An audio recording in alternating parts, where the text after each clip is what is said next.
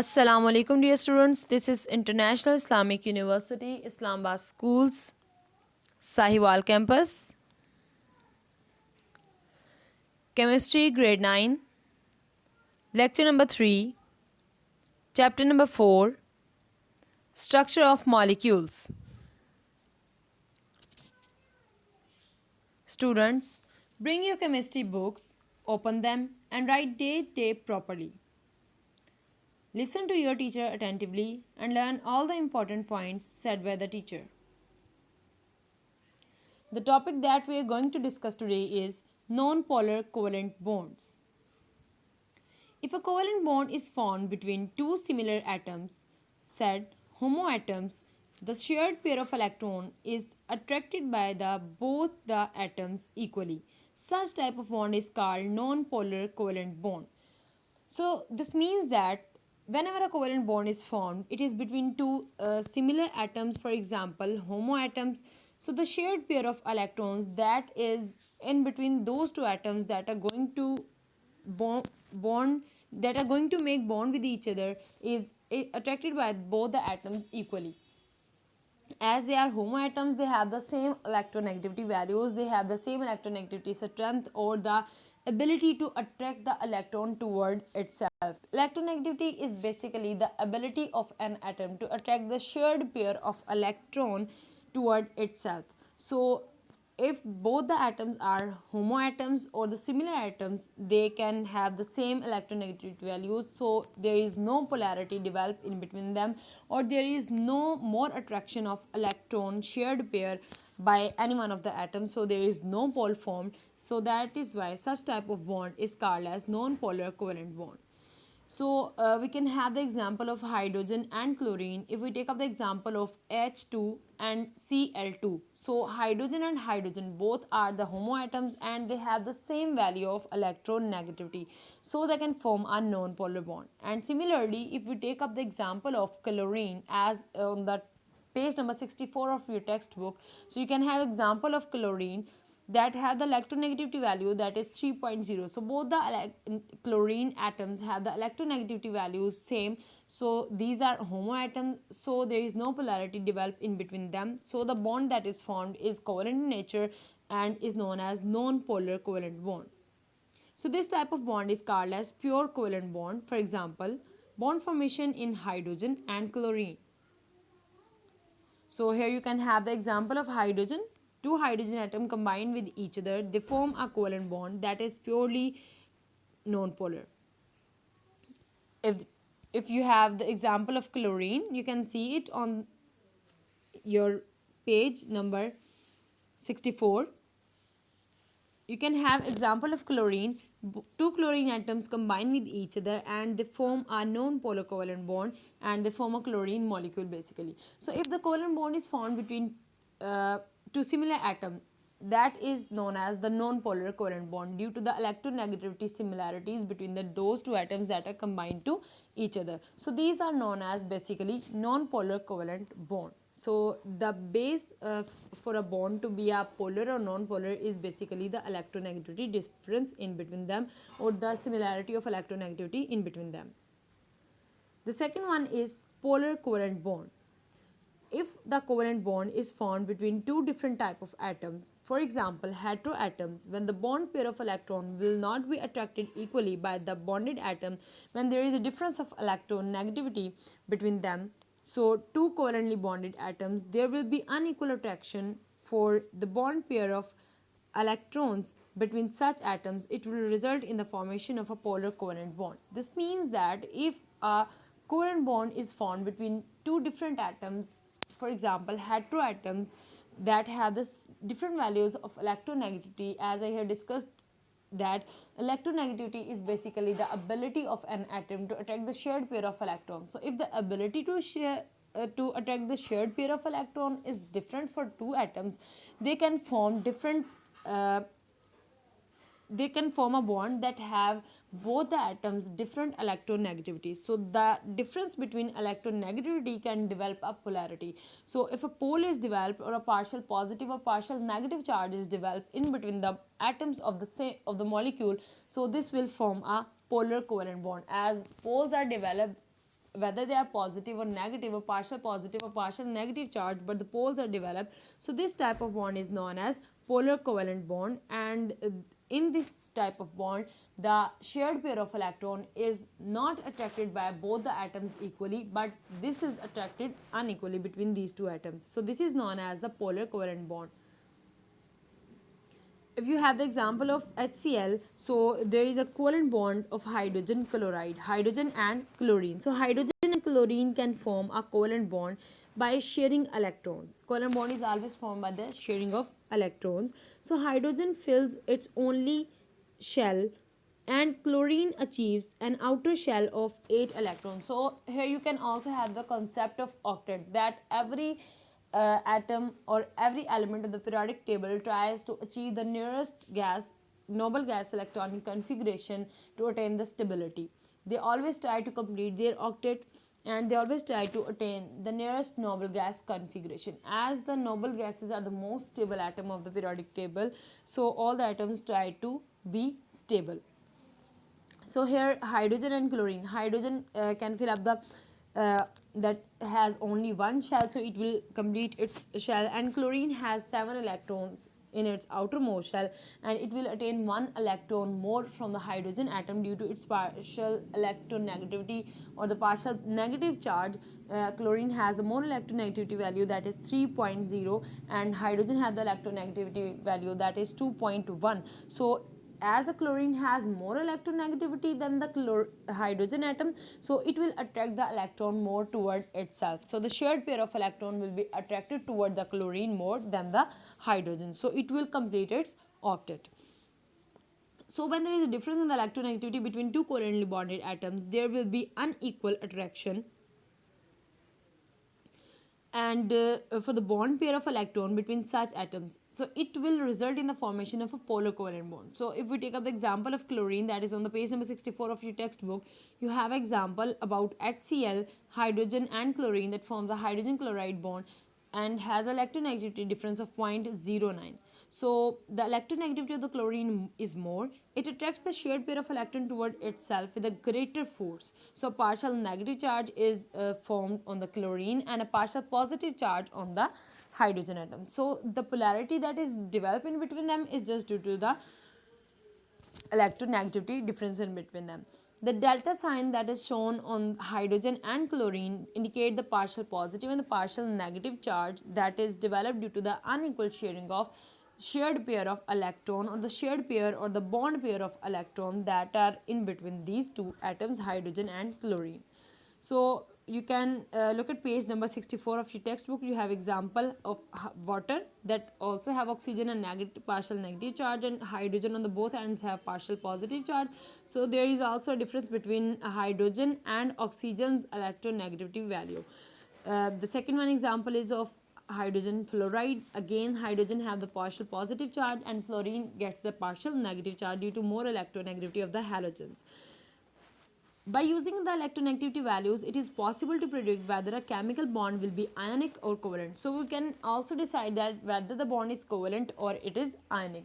So a bond that is formed between elements of the high electronegativity values. For example, if we take up as example a halogen group, so it will be the group that have the more electronegativity values, and the elements of low electronegativity, for example alkali metals, these are ionic in nature. So there is a complete transfer of electron between them. So if there is a complete transfer of electrons, so the bond will be ionic, because it is the property of ionic compounds that they are formed by the complete transfer of electron but not by the sharing of the electrons. And the bond between elements of the comparable electronegativities will be covalent, and the bond for example the bond between hydrogen in methane, or the nitrogen and hydrogen in the ammonia.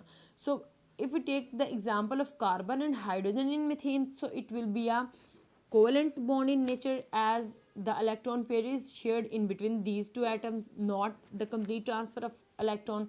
And if we take the example of nitrogen and hydrogen in ammonia, so it will again a covalent bond, as the electron pair is shared in between nitrogen and hydrogen. So, if the difference of electronegativity between the two elements is more than 1.7, the bond between them will be predominantly ionic bond, and if it is less than 1.7, the bond between two atoms will be predominantly covalent. So, if the value of electronegativity between any two elements that are going to combine with each other is more than 1.7, so we can say that the bond is predominantly ionic, or it will have more ionic character. And if the value of electronegativity is 1.7, less than 1.7, so the bond that is found between these two atoms will be predominantly covalent. So this is the whole description about the polar and non-polar covalent bonds. The next topic that we are going to discuss is metallic bond. So this is basically the bond that is formed between two atoms that are positively charged ions due to the mobile or the free electron. So metals are basically electropositive. They have positive charged ions and they have free electrons in between them. So because of the low ionization potential, metals have the tendency to lose their outermost electron easily. So ionization potential basically the ability to lose the outermost shell electron. So metals have low ionization value, so they can lose the electron easily. So resultantly these loose or free electrons of all the metal atoms move freely in the space between atom of the metal. So if the electron move freely in between the atom of the metal, they will make metals able to conduct the electricity. And the different properties shown by the metals are, for example, high melting and boiling points, good conduction of heat and electricity, hard and heavy nature. Suggests existence of different type of chemical bond between atom of the metal. So that type of chemical bond that exists between atoms of the metal is known as the metallic bond. So in case of metals, the hold of nucleus over the outermost electron is weak, and if the hold of nucleus on the outermost electron is weak, so there is a low value of ionization potential. And if there is a low value of ionization potential, so and due to less hold of nucleus over the outermost electron, the outermost electron can be lose easily or can be move away from the atom easily, and the greater number of shell in between the nucleus and the valence electron. So if an atom has less hold on the outermost electron and greater number of shells in between the nucleus and the valence electron, so this will create a less ionization potential, so the electron is lost more easily. So resultantly those lost or free electrons of all the metal atoms have free space to move and move freely in the space between the atom of the metal. So none of these electron is attracted to any particular atom, and if there is no attraction toward any particular atom, either they belong to a common pool or belong to all the atoms of the metal, so the nuclei of the metal atom appear submerged in the sea of these free mobile electrons. There are a lot of free mobile electrons, and these mobile electrons are responsible for holding the atom of the metal together, forming a metallic bond. So this is basically such type of bond that exists in positively charged ions that are called as metals are electropositive, and this type of bond that is formed due to the freely moving electron, this bond is known as metallic bond. You can have its example on page number 66 of your textbook. Here is a figure 4.2 that shows a schematic diagram of the copper wire showing in the positive nuclei embedded in the sea of the electrons, making metallic bonding. So this diagram shows the metallic bonding. Positive sign shows the nuclei and the white circles shows the presence of electrons. The next topic is intermolecular forces. The forces that hold atoms in a compound are chemical bonds. So the forces that hold atoms in a compound, any type of the compound, so these are known as chemical bonds. So in addition to these strong bonding forces, relatively weak forces also exist in between the molecules. So the weak forces that exist in correspondence with the chemical bond are known as intermolecular forces. As the name said, intermolecular forces, it means that in between the molecules, the forces that exist in between the molecules are known as intermolecular forces. So these type of forces are known as intermolecular, as these are present in between the molecules. You can have this example on the page number 66 of your textbook, and this also shown on your screen, that oxygen having two lone pairs have a partial negative charge, hydrogen has a partial positive charge, and water bonds with chlorine or HCl, water and HCl combined together. So these are two different molecules, and there is a type of attraction in between these two atoms, chlorine and hydrogen. Hydrogen of water molecule and the chlorine of other hydrogen chloride molecule. So these two atoms, due to partial positive and partial negative charge, have some attraction between them, and these are known as intermolecular forces. As the arrow shows, that the bond that is found between hydrogen and oxygen of a water molecule is basically a chemical bond, and the type of attraction that exists in between hydrogen of one molecule and chlorine of other molecule, having a partial positive by the hydrogen and a partial negative charge by the chlorine, is an intermolecular force. It requires about 17 kilojoules energy to break these intermolecular forces between 1 mole of liquid hydrogen chloride.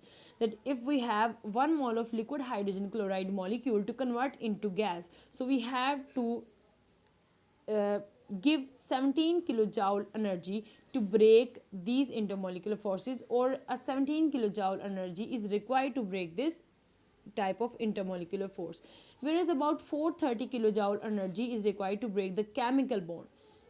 So to break the chemical bond, more and more amount of energy is required, that is 430 kilojoules, to break the chemical bond between hydrogen and chlorine atom in 1 mole of hydrogen chloride. So this difference of energy required to break the intermolecular forces and to break the chemical bond, that is 17 kilojoule for the intermolecular forces and the 430 kilojoule energy for the hydrogen for the chemical bond between hydrogen and chloride atom, shows that the chemical bond is the more strongest force than the intermolecular forces in between the molecules. We can have a type of forces, that is dipole-dipole interaction. So all the intermolecular forces, which are collectively called van der Waals forces, are electrical in nature. So all these type of forces are basically electrical in nature.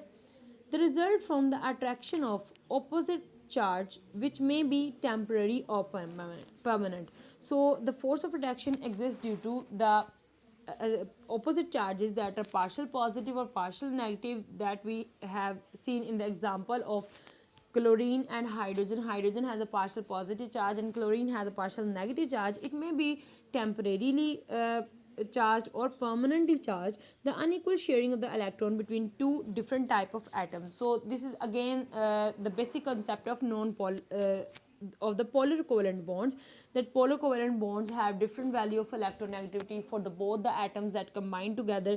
So this is the same one. The unequal sharing of the electron between two different type of atoms make one end of the molecule slightly positive, that is partial positive, and the other end slightly negative, that is partial negative charge. So as the shared pair of electron is drawn toward more electronegative atom, so it is partially negative charge. And for example, HCl, the chlorine in hydrogen chloride is partial negative charge, and the other end automatically becomes the partial positive charge. You can see on the page number 67 of your textbook that we have example of HCl having a partial positive charge by the hydrogen and a partial negative charge by the chlorine.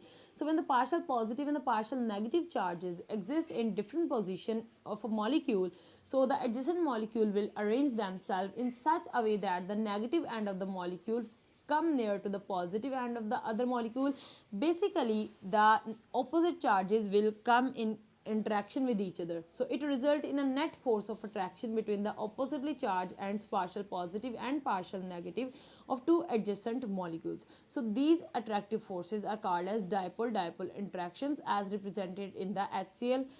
You can have this on page number 67 of your textbook, that hydrogen and chlorine having partial positive and partial negative charge are shown over here. So you can see that there is a interaction, that is basically intermolecular force between two hydrogen chloride molecules, and between the molecule the force is known as intermolecular forces, and this type of force is known as dipole-dipole interaction.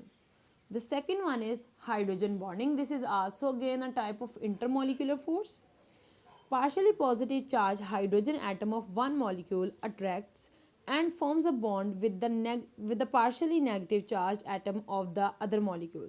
So the bonding is called as hydrogen bonding.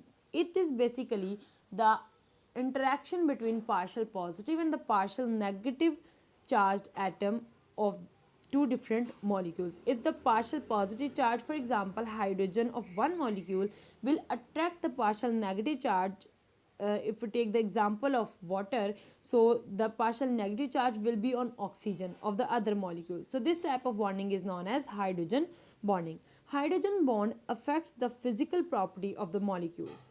Due to this, boiling point of the compound are affected greatly. As boiling point is the physical property, so it will be affected. For example, boiling point of water is 100 degrees centigrade, is higher than that of the alcohol, that is 78 degrees centigrade, because of more and strong hydrogen bonding in the water. As water molecule has more hydrogen bonding in between them, so the boiling point for them is higher. The covalent bond between hydrogen atom and the other atom become polar enough to create a partial positive charge on the hydrogen atom and a partial negative charge on the other atom.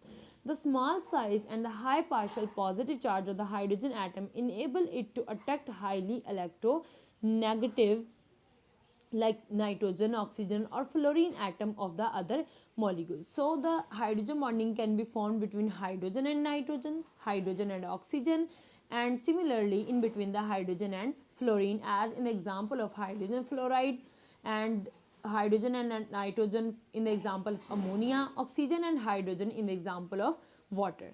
So the partial positive charge hydrogen atom of one molecule attracts and form a bond with the partially negative charge atom of the other molecule. So this type of bonding is known as hydrogen bonding, and the force of attraction that is represented by the dotted line between the molecule is shown on the page number 67 in the topic of hydrogen bonding. This is basically the blue dotted line that is shown in this page in the example of hydrogen bonding in water molecule. So the blue dotted line is known as the hydrogen bonding in between the molecule that exists in between the partial positive end of one molecule and the partial negative end of the other molecule. Okay students, this is the end of the lesson. So you have to learn all the topics and all the basic concept of this lesson. Allah Hafiz.